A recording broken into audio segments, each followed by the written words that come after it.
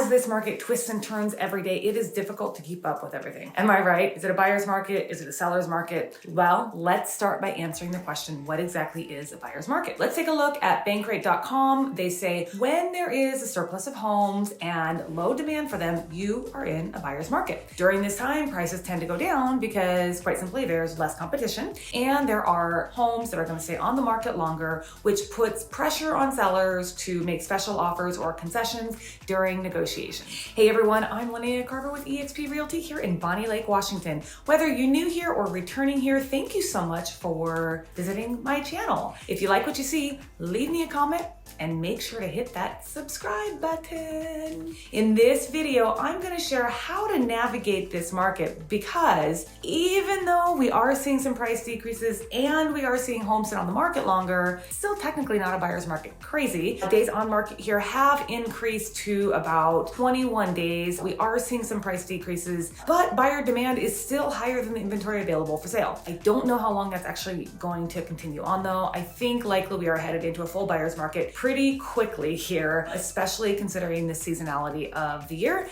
And then next spring, we'll see what happens then. Anyhow, buyers entering the market right now, be ready, because sellers are not yet giving in too easily. So if you're hoping for a full-on buyer's market to happen right this moment, you may want to prepare yourself by following these simple tips. Be fully transparent with your agent. What exactly are you looking for? What's your motivation? And tell your agent everything that you need to know, because your agent is going to negotiate for you. On the topic of being transparent with your agent, make sure that you hire someone that you trust and then actually trust their advice, because in many cases, talking to too many people along the way, friends, family, coworkers, all of these people, while they have good intentions, too many voices of reason can lead to confusion and misguidance. I have seen it happen time and time again. Do your due diligence up front. Say you really like a home. The benefit to a home being on the market longer right now is you don't actually have to rush to write an offer. So make sure you ask your agent to give you all the MLS remarks, get all the disclosures, make sure you check out the neighborhood, read through the title. Do this before writing an offer. Yes, you technically do have time to do these once you get in contract, but if you have the time to do it up front, why would you not? It does take time, it does take energy to write a contract, so it makes sense to go into contract with the peace of mind knowing that you're actually buying something you really looked into and that you really want to buy.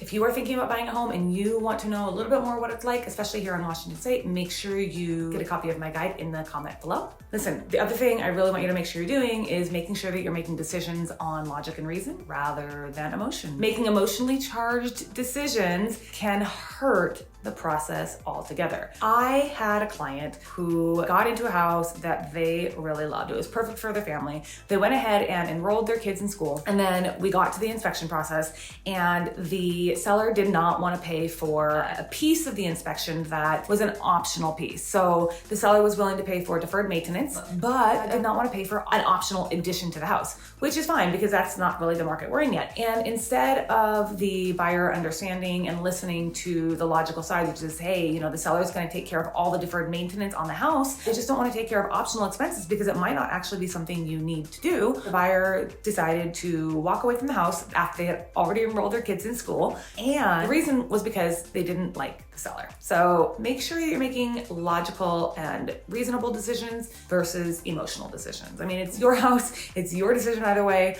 My strong encouragement is the logic and reason is always going to outweigh the emotions.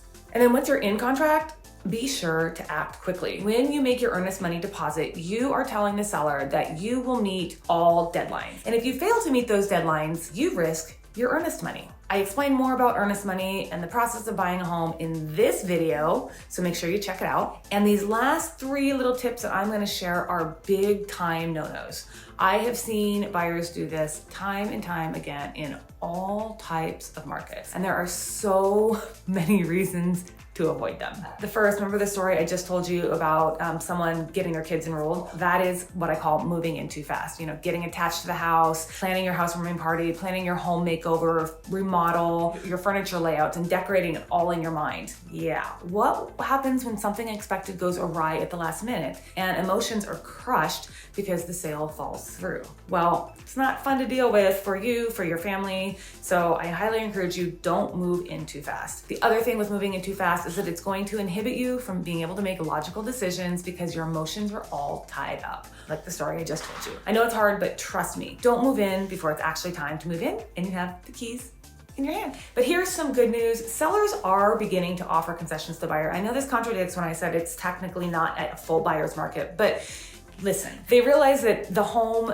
does need to be turnkey to appeal to most buyers, and in most cases they are willing to offer concessions up front or add inspections, kind of like the story I told you. This is great news because buyers need to get home inspections. However, it doesn't mean it's quite time for buyers to be too greedy in negotiations and have unrealistic expectations. It's okay to ask the seller to cover the cost of deferred maintenance and repairs because they likely will, and quite frankly, those happened while they were owners of the house, so they should take care of it. They should hand over a nice house. But it's not yet okay to ask the seller to pay for an extensive remodel of the house because you don't like the layout. Most sellers are going to say, no, go ahead and move on down the road, find the house that you like, and patiently wait for the next buyer. So don't waste your time, don't waste their time, lender's time, agent's time, and everyone else involved time if you don't like the house in its current cosmetic state.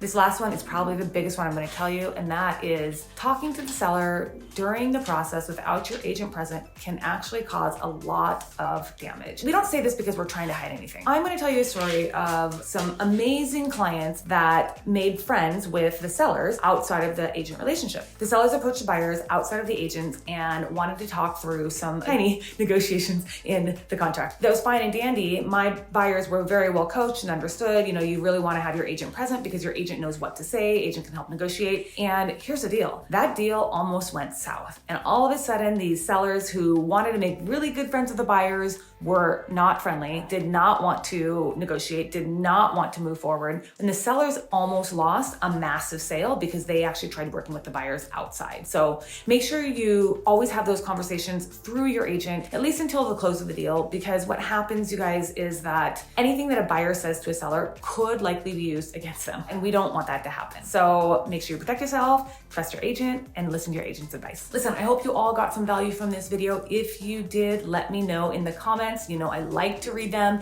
and I respond to all of them. So be sure to subscribe so you can stay in the know when I post new content. I'm Linnea Carter with eXp Realty, making dreams come true, one home at a time.